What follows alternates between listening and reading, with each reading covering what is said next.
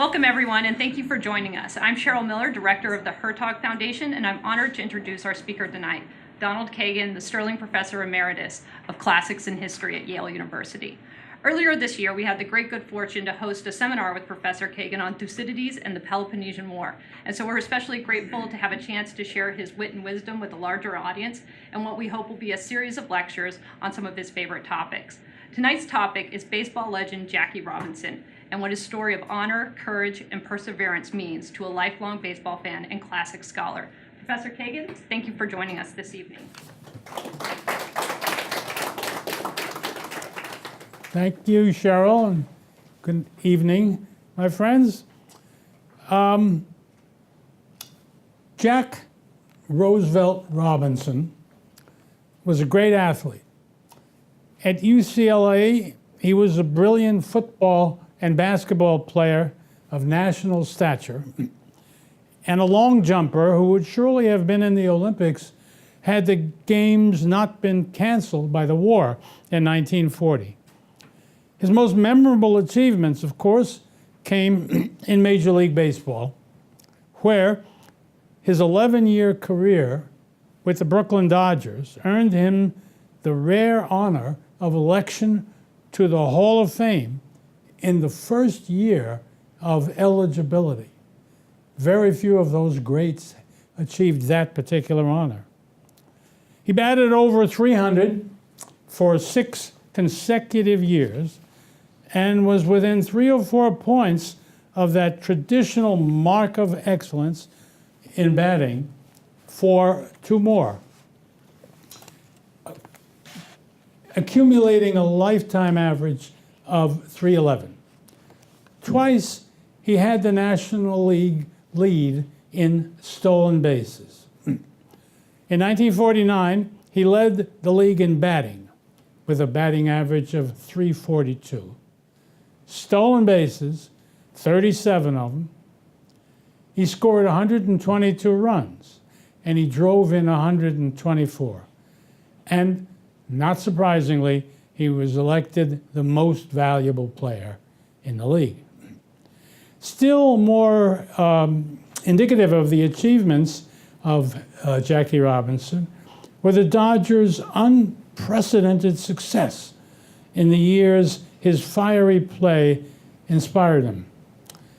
They won the National League pennants and Brooklyn's only world championship. They won 6 National League pennants and Brooklyn's only world championship in the 11 years of his career. But statistics, individual or team, are inadequate to convey his special qualities. In the words of one of his coaches, he was the indispensable man. The veteran sports writer Jimmy Cannon agreed with that estimate, and he apostrophized Robinson as follows: "You can do more things than any ball player of your time. You had more ways to beat the other people than any man in your time." Apart from his remarkable skills as a batter, fielder, and runner, Robinson brought an intensity, a determination, and a will to win that lifted his team to new heights.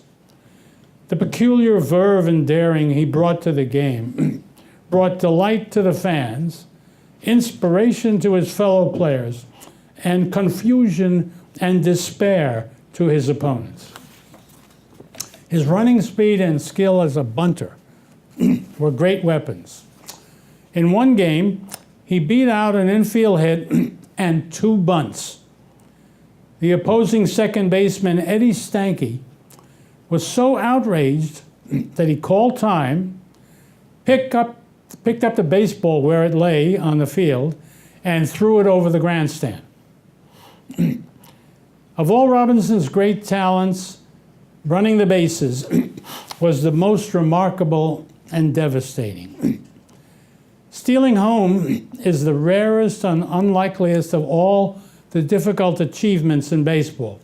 Few players ever try it in their entire career. The runner must cover the 90 feet between third and home before the pitcher can deliver the ball to the catcher, throwing it some 90 miles per hour.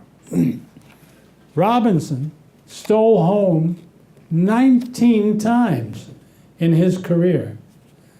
The mere threat that he posed so disturbed pitchers that on several occasions they balked in their anxiety, sending him home safely, which is as good as yet another steal. He was an even greater threat, of course, to steal second or third. So whenever he was on base, he unnerved the pitcher, the catcher, and the entire infield. No one who has ever seen him run the bases can forget the unique sense of excitement that he created among the Dodger fans and the players, and the panic he caused in the opposition. One teammate praised his talents and then added, on top of it all, there is that terrific competitive spirit which keeps the entire club going. To one sports writer, he was the owner of psychic spiritual force, the key guy, the very essence of truculence and heroism, whose reassuring presence paves the way to collective poise and confidence, and eventually leads to a team victory. But Jackie Robinson's talents as an athlete and a baseball player were only a necessary prerequisite for the much greater contribution he made to America as the man who broke the color line that prevented African Americans from playing in organized baseball. Defying and destroying that tradition of racial discrimination and segregation, of course, was more important than it might seem. Not only was baseball the national sport, it was more publicized than more basic industries, and its heroes powerfully helped define what it was to be an American. When black men were shut out of baseball, they were also excluded from that definition. Racial discrimination in baseball, moreover, was also more blatantly unjust than in other careers and occupations. A violation of the most basic principle of freedom of opportunity for individual excellence. Baseball fans knew that the Negro Leagues had players like Satchel Paige and Josh Gibson, among others, whose extraordinary talents deserved a place in the big leagues. They had played in exhibition games against the greatest white players, and they had excelled in the fastest company. The game of baseball, like most sports, is ruled by a strict code of evaluation. And the results go up on a scoreboard that everybody can see. A home run is a home run, and a strikeout, whatever the color of the player. Excellence cannot be concealed or explained away, and its exclusion on account of racial discrimination is an inescapable injustice and a violation of the most basic American values. The breach of baseball's color line was bound to be the beginning of a more general assault on segregation and discrimination. The effort, therefore, would not be easy. Credit for the great undertaking goes first to Branch Rickey. From the perspective usual in our time, an unlikely candidate for the job.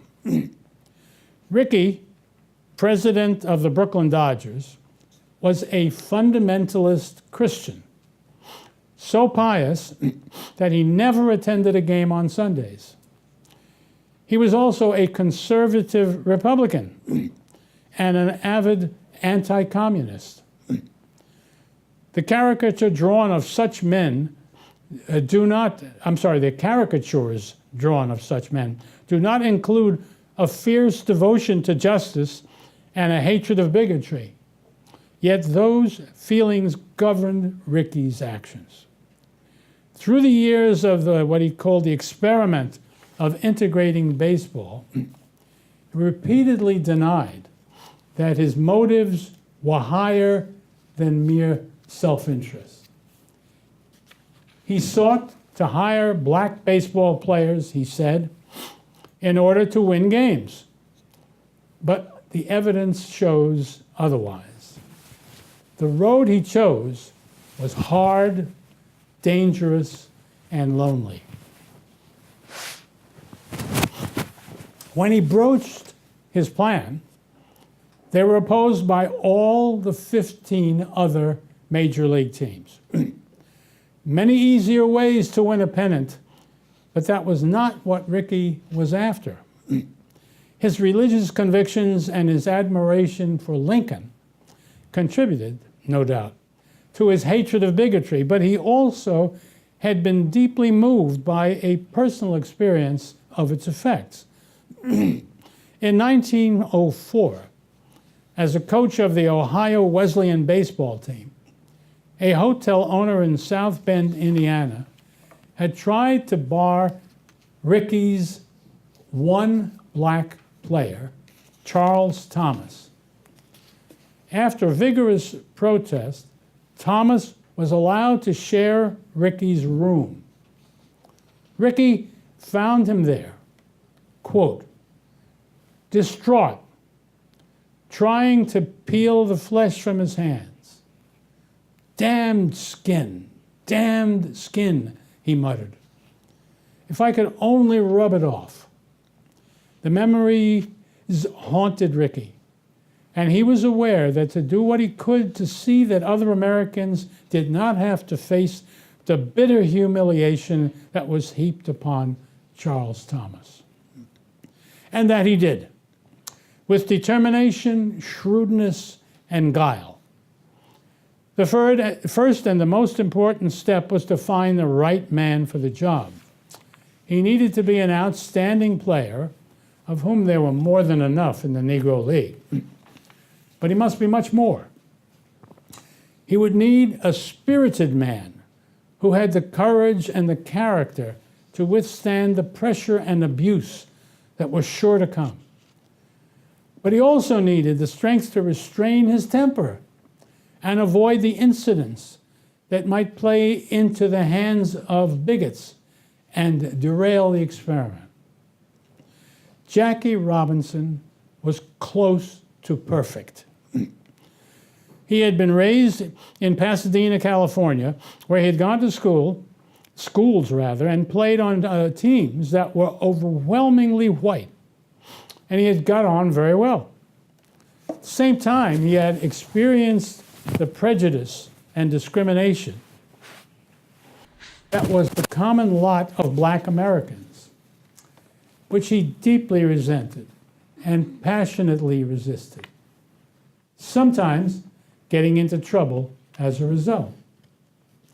His challenge to segregation and attempts to degrade and humiliate him in the Army had led to a court-martial at which he was acquitted of all charges, but which certainly left scars. None of this, however, daunted him. To a student of the classics, that's me, Robinson seems like a modern edition of a great hero in the epic poems of Homer. Their distinguishing qualities, I mean to say the heroes and Robinsons, included good looks, speed of foot, strength, and courage. No less important was a powerful competitive spirit that made each hero want to be and to be recognized as the best, to achieve that shining excellence that the Greeks called arete. The successful hero must also have thumos, whose meanings, include spirit, courage, heart, and anger. These qualities were needed not only for victory, but to achieve and defend one's honor, the reputation that brought glory and immortality. The sports writer I quoted before, Jimmy Cannon, caught a glimpse of these qualities when he wrote toward the end of Robinson's career, and I quote him, "You are Jackie Robinson, who is consumed by rage and pride. You're a complicated man, persecuted by slanderous myths, using anger as a confederate. No athlete of any time has been assaulted by such an aching loneliness which created your personality and shaped your genuine greatness. To accept disrespect and humiliation was to lose one's honor, the worst disaster that could come to an epic hero. Such a man was needed to accomplish the task Rickey had in mind, and such a man was Jackie Robinson." Rickey signed Robinson to a contract with Montreal, the Dodgers' top minor league team, for 1946, and the adventure began. Spring training was in the Jim Crow South, where black players suffered the discrimination in travel and were barred from their team's hotels. Some cities forbade blacks to play alongside whites in the exhibition games. To a man of Robinson's spirit, this was bitter gall. But Rickey had prepared him well. "I know you're a good player, Rickey Bart, but I don't know what I don't know is whether you have the guts." Jack started to answer hotly in defense of his manhood when Rickey explained, "I'm looking for a ball player with guts enough not to fight back." Caught up now in the drama, Rickey stripped off his coat and enacted a variety of parts that portrayed examples of an offended Jim Crow. Now he was a white hotel clerk rudely refusing Jack accommodations, now a supercilious white waiter in a restaurant, now a brutish railroad conductor. Then he became a foul-mouthed opponent. Jack recalled talking about my race, my parents, in language that was almost unendurable. Now he was a vengeful base runner, vindictive spikes flashing in the sun, sliding into Jack's black flesh. "How do you like that, nigger boy?" At one point, he swung his pudgy fist at Jack's head. Above all, he insisted Jack could not strike back. He could not explode in righteous indignation. Only then would this experiment be likely to succeed, and other black men would follow in Robinson's footsteps to make a living reality of Rickey's unspoken promise to Charlie Thomas 41 years before. In the next few years, Robinson experienced most of the abuses Rickey had foreseen. In 1947, still other challenges arose. Many of the Dodgers, his teammates, were cold to him. Some went to Rickey to protest Robinson's promotion to the team. Some circulated a petition against him. The most popular Dodger of all was Dixie Walker, the People's Church, as he was called. He asked to be traded. Rickey and manager Leo DeRocher stood firm, and shortstop Pee Wee Reese befriended Robinson. But Jimmy Cannon called Robinson the loneliest man I have ever seen in sports. Soon, he was exposed to the most vicious taunts from the enemy dugout. Robinson describes what he heard from the bench of the Phillies, managed by Roy Chapman. "Hey, nigger, why don't you go back to the cotton fields where you belong? They're waiting for you in the jungles, black boy. Hey, snowflake, which one of those white boys' wives are you dating tonight? We don't want you here, nigger. Go back to the bushes." Robinson responded much as Achilles might have when insulted by King Agamemnon, as you will remember in the first book of the Iliad. "I felt tortured," says Jackie. "For one wild and rage-crassed minute, I thought, to hell with Mr. Rickey's noble experiment. To hell with the image of the patient black freak I was supposed to create. I could throw down my hat, stride over to the Phillies' dugout, grab one of those white sons of bitches, and smash his teeth with my despised black fist. Then I could walk away from it all." But just as Achilles was dissuaded from violence by the goddess Athena, so was Robinson restrained by the memory of his pact with Rickey. To a man of his heroic temperament, this restraint that he imposed on himself may have been his greatest achievement. He practiced it for the first few years until he was firmly established, and then allowed his natural fiery competitiveness to shine forth like that of any other player.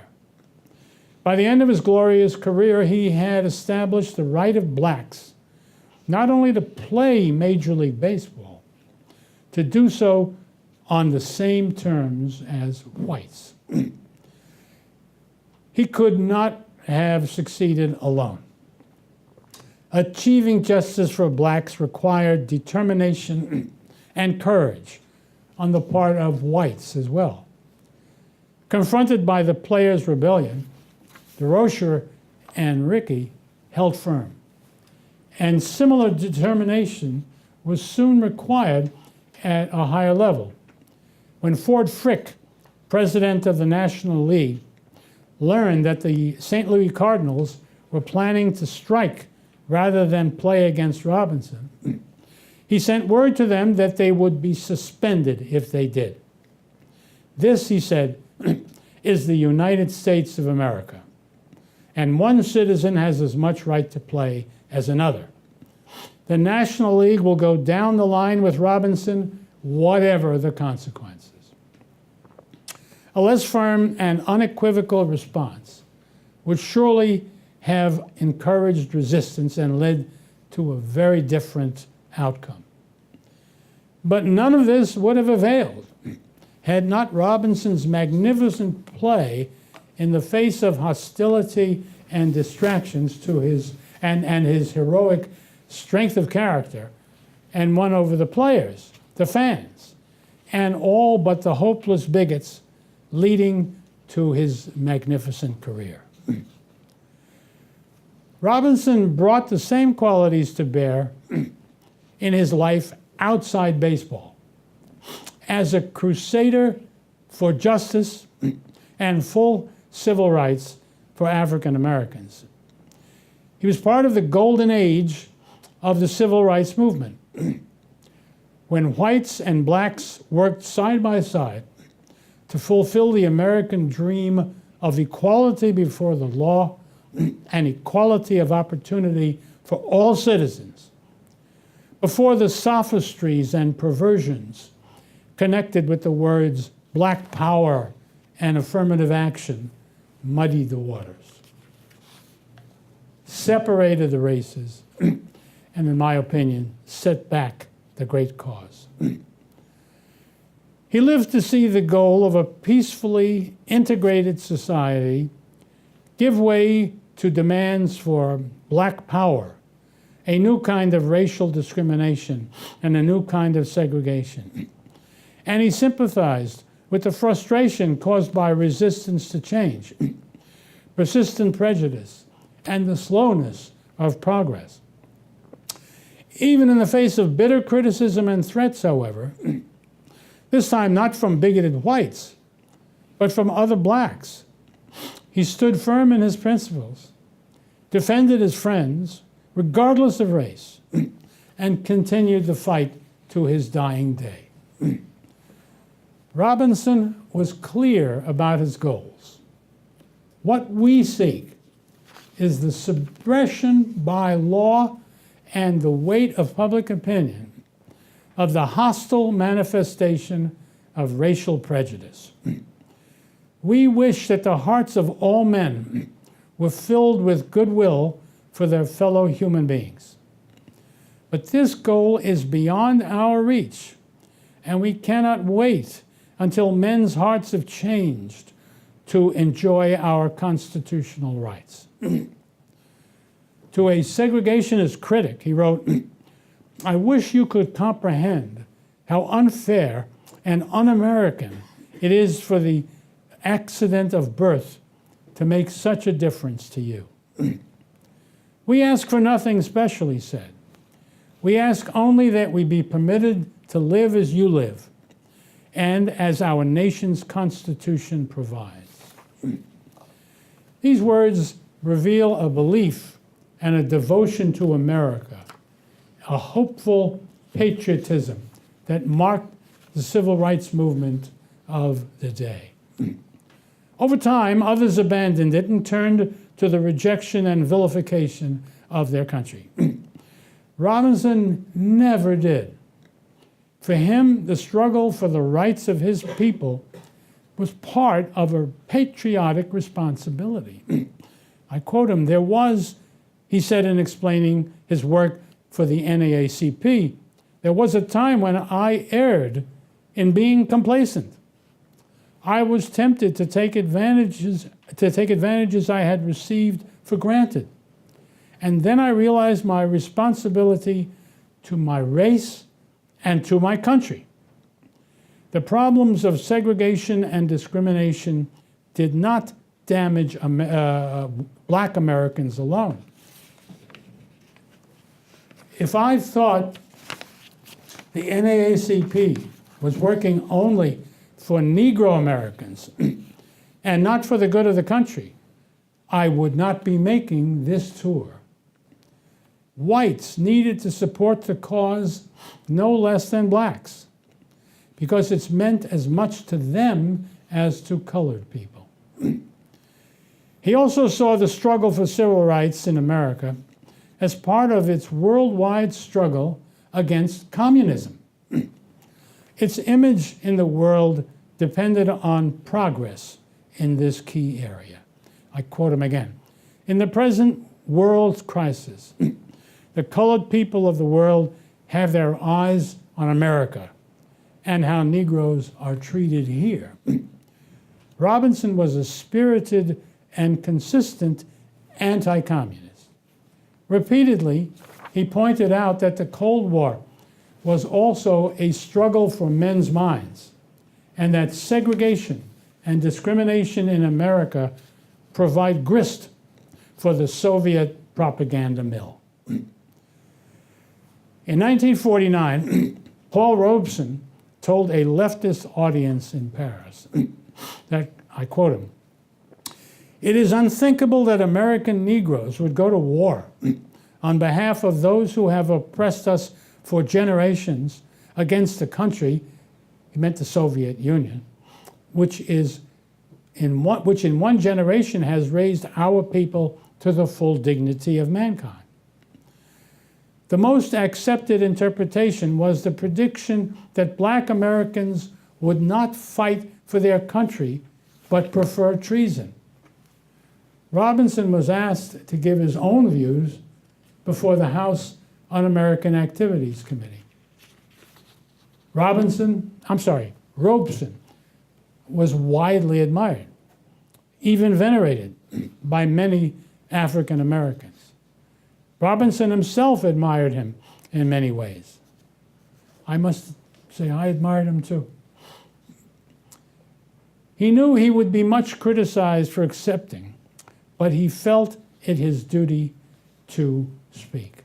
He made it clear that fighting Jim Crow and other injustices was right. Quote, "This has nothing to do with what communists may or may not be trying to do. Because it is a communist who denounces injustice in the courts, police brutality, and lynching when it happens does not change the truth of the charge. Black Americans would carry on that fight long after the Communist Party was gone. But American blacks were patriotic, as they had shown in the last war." I quote him again. "They would do their best to help their country stay out of war. If unsuccessful, they would do their best to help their country win the war against Russia or any other enemy that threatened us." Years later, in 1967, when such ideas were badly out of fashion in many circles, Robinson held firm to his beliefs, going so far as to criticize his friend and idol, Martin Luther King, for his attack on American policy in Vietnam. "Aren't you unfair," he asked, "when you place all of the burden of blame upon America and none upon the communist forces we are fighting? Why is it, Martin, that you seem to ignore the blood which is upon their hands and to speak only of the guilt of the United States?" These differences did not interfere with the close cooperation between Robinson and Dr. King in the Civil Rights Movement as it went through the critical and vertiginous 1950s and 60s. Robinson found the new nonviolent activism of the younger generation, led by Dr. King's Southern Christian Leadership Conference, effective and inspiring. Rosa Parks' refusal to sit in the segregated back of the bus in Montgomery, Alabama, was just like his own refusal to do so in Camp Hood, Texas, that had led to trouble when he was in the Army. He supported the student sit-ins and the Freedom Ride at the same time as he worked in the NAACP's voter registration drives.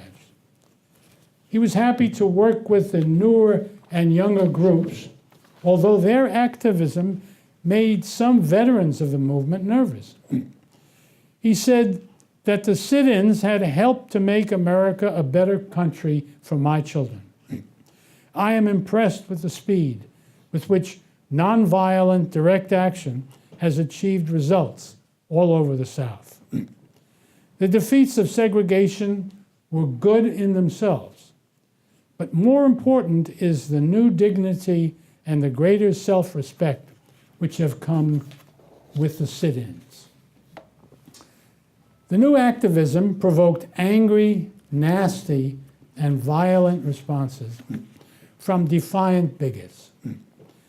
In Birmingham, Alabama, Sheriff Bull Connor unleashed dogs and turned fire hoses on demonstrating men, women, and children. Supporters who went there had reason to expect imprisonment and to fear for their own safety. At Dr. King's invitation, Robinson flew to Birmingham to join the protest. When a black-owned motel was bombed, he flew down again in the face of death threats aimed at him and his companions. At a church in Birmingham, he attacked Connor and the Alabama State Police, as well as President Kennedy, for not sending federal troops. Praised for his courage in going into harm's way, he said, "I don't like to be bitten by dogs because I'm a coward. I don't like to go to jail either because, as I say, I'm a coward. But we've got to show Martin Luther King that we are behind him." On hearing of the bombing of 2 churches in Albany, Georgia, Robinson flew there at once into a dangerous situation to speak and visit the ruins of one of the bombed churches. Wyatt T. Walker, Dr. King's executive assistant, was with him, spoke of his importance to the movement and the dangers he faced. Jackie Robinson's entrance into the big league did more for race relations than all the work of the so-called forces of Christ combined, he said.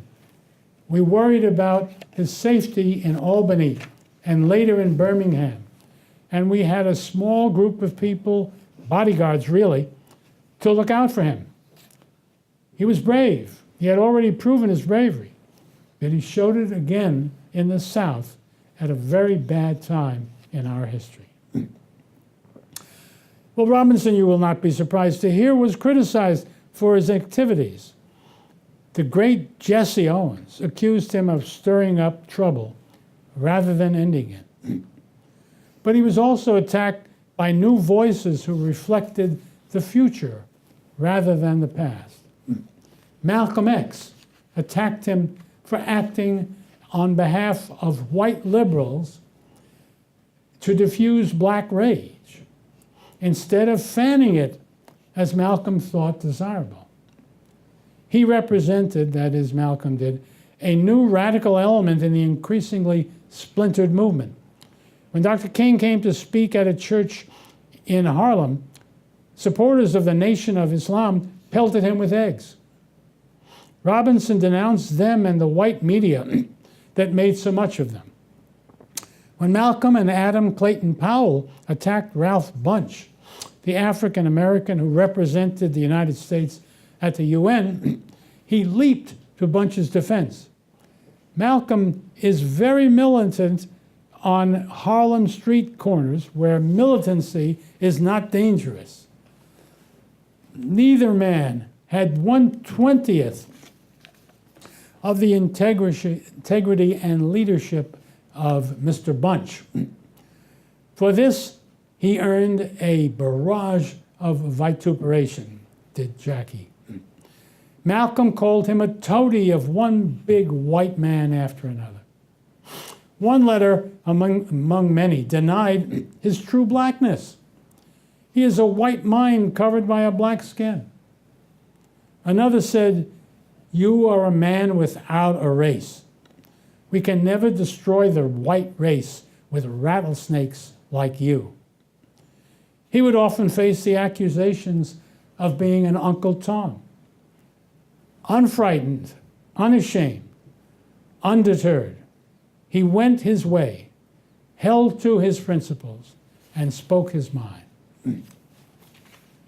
When rioting broke out in America's cities and many spent their time finding explanations and excuses for them, Robinson denounced them as tragically disastrous for the movement and the interests of blacks in America. He rejected the separatism and violence of the Black Power movement. On television, he said, "Stokely Carmichael's version of Black Power can only get us more George Wallaces elected to office." In spite of any frustration, street violence, he said, served no useful purpose. For Robinson, Black Power meant, and I quote, "the wise use of our dollar, the wise use of our political strength." But if we are talking about getting in the streets, resorting to violence, creating disturbance, this cannot help anything. When anti-Semitism reared its head, he was no less clear in his denunciation. He knew from personal experience the central role Jews had played in the fight for the rights of black Americans, and the support Jews had given him in his efforts to end the segregation of baseball. When a Jewish businessman undertook to open a new restaurant in Harlem, black nationalists opposed him. They called him the Merchant of Venice, and their picketers chanted, "Jews, go away, black man, stay." In his newspaper column, Robinson responded, "Anti-Semitism is as rotten as anti-Negroism. It is a shame that so far none of the Negroes of Harlem have yet had the guts to say so in tones which could be heard across the city." This produced a campaign of hatred and name-calling, but Robinson was unmoved. Where he led the way, he was followed by other respectable black voices. Roy Wilkins of the NAACP, Whitney Young of the Urban League, and Ralph Bunche, who said, "Bigotry is intolerable, whether the bigots are white or black." Some years later, when an enraged black leader said that Hitler had gone wrong, not in killing too many Jews, but not enough of them, Robinson wrote, "There are black bigots as well as white bigots." When James Farmer, the head of CORE, condemned the remark, but appeared to equate it with the opposition that provoked it, Robinson would have none of it. To suggest such an equation was to excuse or alibi the depths of bigotry from which the statement arose. The man did not attack the Jews, he attacked God. He attacked you and me. It is sweet to remember when the movement had leaders of such character and wisdom. What Jackie Robinson understood, and what too many have forgotten, is that the enemy is racial prejudice, segregation, and discrimination, to which all races are victim.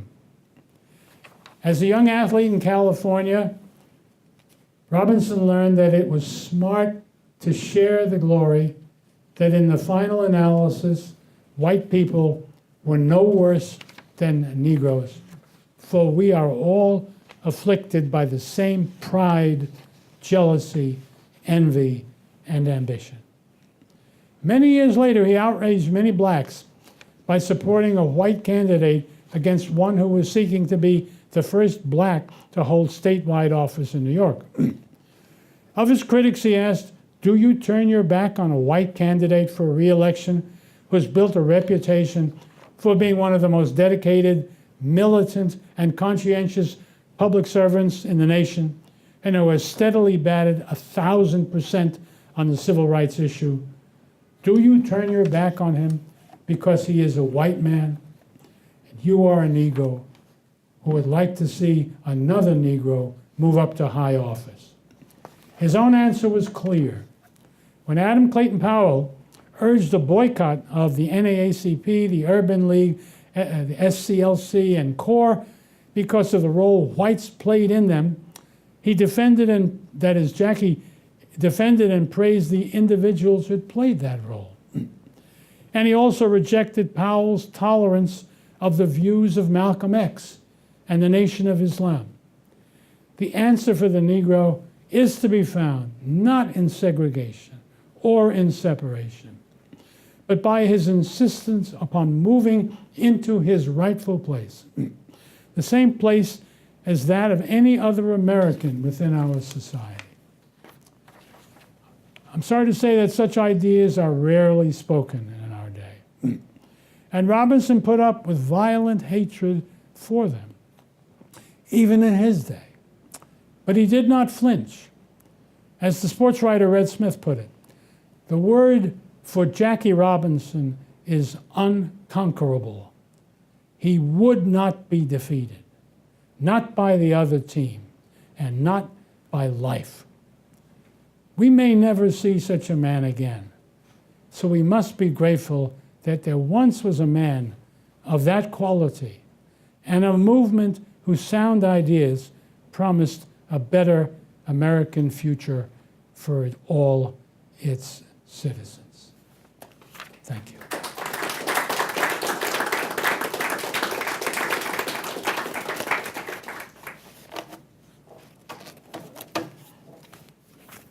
As a matter of curiosity, can you put your hand up if any of you knew the information I've just been telling you about. Isn't that amazing? Isn't that amazing? You know, Jackie Robinson, in my opinion, was on the one hand a great man, and on the other hand, a great American. And it stuns me that this is not widely understood, appreciated, and celebrated. So that's why I did it. Great. Would you take a few questions? Sure. Excellent. Probably don't have any answers. So I'll take the moderator's prerogative and I'll ask the first two questions. So I guess one of my first questions is baseball at the time of Jackie Robinson's life. You want to take a seat with me, Professor Kagan? Hey, that's good. Yeah. There's water too. Very civilized here. Very civilized. Thank you. So baseball at the time of Robinson's life and when all these great players were playing was central to American culture. It was the national pastime. And so I'm curious, is that just an accident or is there something peculiarly American about baseball as a game? Well, as we were saying to each other as we were talking before we got started, I think there is something special, there has been something special about baseball. I'll come back and tell you why I put it that way. Because I think you realize that baseball is a game that is an adaptation of an English game. I think it's called rounders. I don't know much about it, but I read about that, and they say it started with that, and then people developed American baseball. But I think the more important point is that baseball is a game that was played in the country, out on the farms, out in the fields. And it was America in the 19th century and up until the end of the 19th century was a very rural place. And so it was a very natural thing for people to pick up this old game, adjust it to what the circumstances of where they were playing it was all about, and out comes baseball. I think so that it really has to do with the peculiar development of American society geographically and historically. And in your lecture, you talk about, you compare Jackie Robinson to Achilles. And that's just not a passing allusion. In fact, you have this famous debate with George Will in the pages of the Public Interest, which I encourage you all to take a look at, where you attack George Will for having a kind of particularly modern democratic idea of heroism. And you mean something very different. And so I'm curious about what is your idea of heroism? George Will's is basically anyone who puts enough time into it, cares enough about their craft, works hard enough at it can be a hero. And you say that's not it. No, because it seems to me that Homer, which is what we're talking about, is much more interested in character. And that's what the epic poem is about. And the problem, in one way or another, of fulfilling the possibilities and expectations of a great man. That's the world he lives in, and that's the biggest thing in the world. And so there have to be very difficult tests that you go through in order to accomplish the goals. And of course, in the epic poems, these things have to do with the survival of great quantities of people and other things like that. And so I think it was not surprising that the Greeks should have taken the route they did. And of course, the epic poem is not just the Greeks. The epic poem, as you well know, shows up in a number of cultures, and it's clear that there's something about the human experience that values and seeks out certain qualities which have a limited number of elements that are always there. One has to do with the hero has to be beautiful, because beauty is one of the great things of humanity. We tend to deny that if anybody asks us, but we believe the same thing. I mean, we reward beauty in all kinds of ways. So, but anyway, but beauty is one of the great things that a human being can have, and we expect Achilles and those guys to be really good-looking hunks. So there's that. But beyond that, that's just a superficial characteristic. They must have character. They must have courage, which is the most, if not the most important, certainly enormously important. Why? Because to be a human being, and especially to be an outstanding human being, perhaps a leader of human beings, perhaps a savior of human beings, is necessary for you to do difficult, dangerous things. And so it will be some part, and of course in an epic poem, the central thing you do is to achieve some remarkable feat which has difficulty, danger, and produces good for your fellow men as you go on. And so that's what the epic poem is about.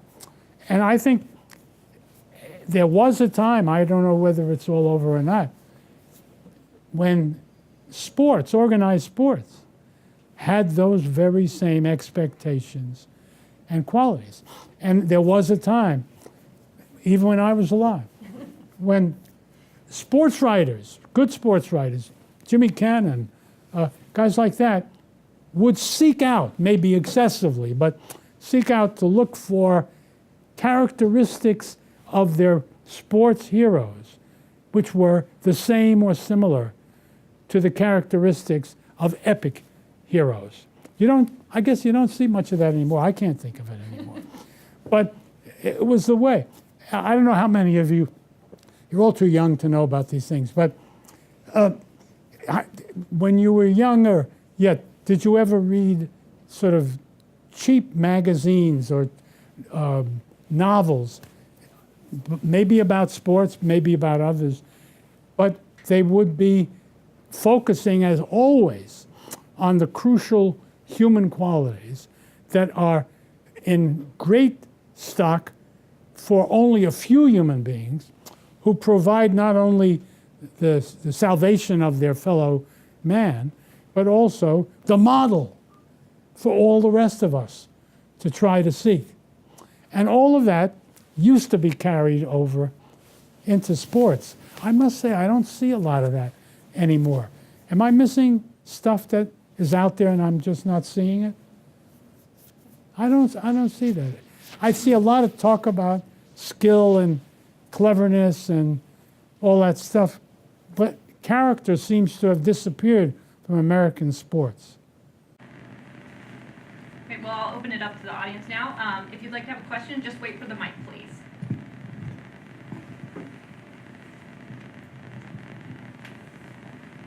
Hi, Professor Kagan. My name is Shay. Thank you very much for your wonderful speech. So you mentioned character, and I never put this into the context of sport. I've always had this view that one of the problems with modernity is that we have forgotten to essentially modern philosophers were an amendment, not an abrogation of the classics. But in modern sports, I was wondering that when you say there's no character, I remember I'm a Green Bay Packers fan, and last year when Aaron Rodgers, now the most expensive football player, was injured, for the last few games they brought him back to maybe advance to the playoffs, which we unfortunately didn't, and the whole team was protecting Rodgers from injury because he's just so expensive. And he was protecting himself because you cannot risk $100 million baby, right? So I'm wondering, has modernity and I hate to say this because I'm a proud capitalist, but capitalism and profit destroyed sports? Not certainly not fully. And by the way, I think myself that Rodgers and Achilles belong on the same page. I think Rodgers is a great hero. It may be this year's going to make him a tragic hero, but some of the football seems to me to be closer to epic than most of the sports that we engage in, partly because it's so rough and the danger of injury is so great. But anyway, it seems to me that it's, yes, put the whole idea of an epic world, and these are epic poems we're talking about, and the kind of criteria I'm imposing on poor Jackie Robinson and the rest of the folks, really is an epic one. But I think we don't live in an epic era. People don't write epic poems anymore. They hardly ever read them anymore. I'm afraid something was lost. I don't think that the burdens upon the human race that are put upon them by the expectations of epic poets have disappeared. But we don't talk about them or think about them so much anymore.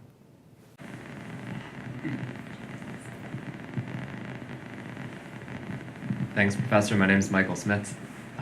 On that same topic, I wanted to ask, we live in a different era, as you know, and it's not clear how much we can apply these shifting expectations and cultures and values to the United States as a whole, and certainly not to the world as a whole.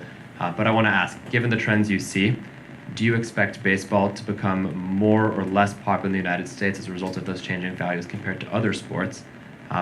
And what thoughts do you have on why baseball may not have caught on worldwide as quickly as some other sports?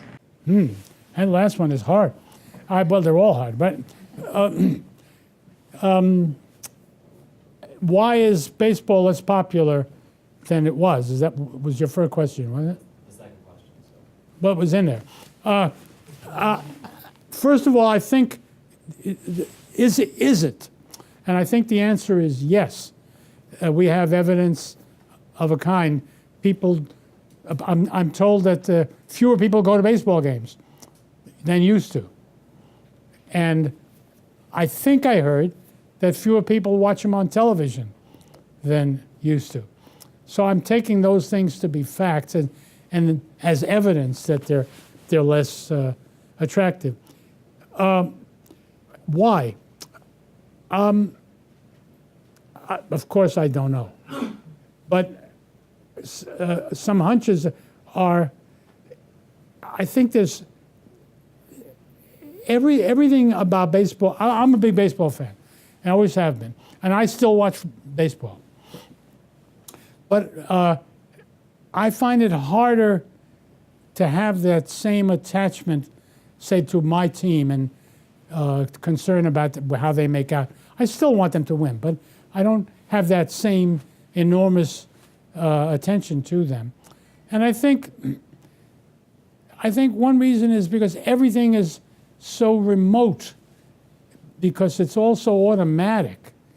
The fact that you can sort of turn on your television and there's a baseball game on takes away that special quality that going out to the ballpark was the only way you could see a baseball game in the old days.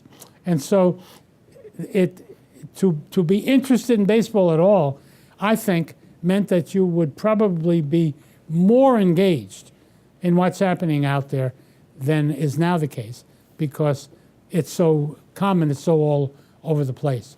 I don't know how important an issue that is, but that seems to me to be a possibility. And as for the rest, I'm not smart enough to know the answer. I just don't know. Hi, Professor. My name is Ben. Yeah. So listening to you talk about Jackie Robinson, I can't help but think about Colin Kaepernick. And the situations aren't entirely analogous, and it's a big, there's a big difference between disagreeing with Colin Kaepernick's political views and opposing Jackie Robinson from playing because he's black. There's a big difference there. But do you see a comparison being possible in terms of conviction for equality in the face of stiff opposition, or do you think there's not a comparison to be made? Well, there is clearly some comparison, because this guy is putting himself into a very difficult situation, paying a price of some kind for what he's doing, and really probably becoming the object of hatred to millions of people in behalf of the things that he is concerned about, well, that makes him, to some degree, a heroic figure. And so I think that's true. Now you come into a more complicated issue. The view taken by Jackie Robinson on the issues that he was concerned with still was very, very controversial. And it still, it carried a burden and a menace to the person taking the line, that doing what he did, that made it, I think, inherently heroic in a full sense. I mean, I'm sure there were lots of people who were ready to knock him off if they could. That there was that much distress on the part of the people who didn't like what he was doing. I think the Kaepernick thing is much more complicated because it's politics. That's the way the average man looks at it.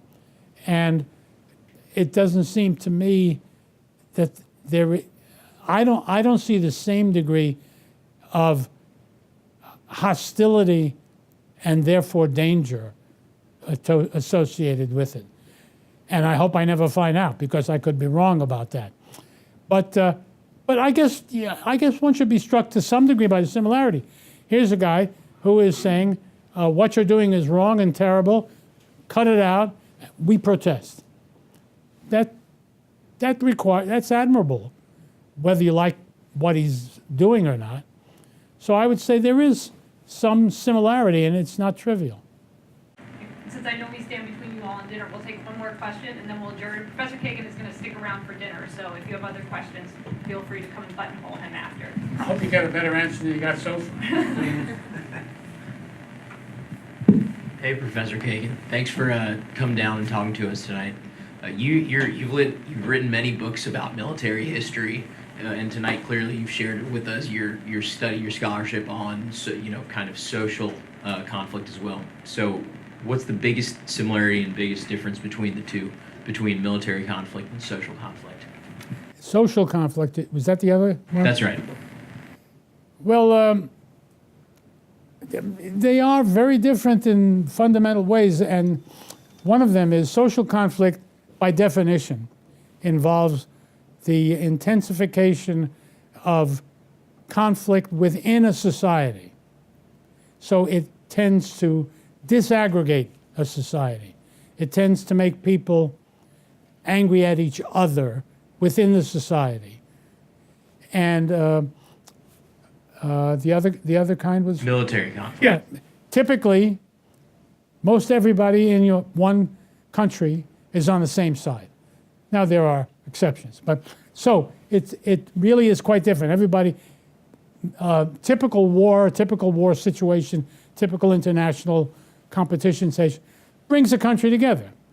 Most of the citizens are reminded of their jointness, of the similarity they have to their fellow citizens. It tends to unify rather than to disunify. And I think the alternative is the opposite is true. I think that's the main distinction that I see.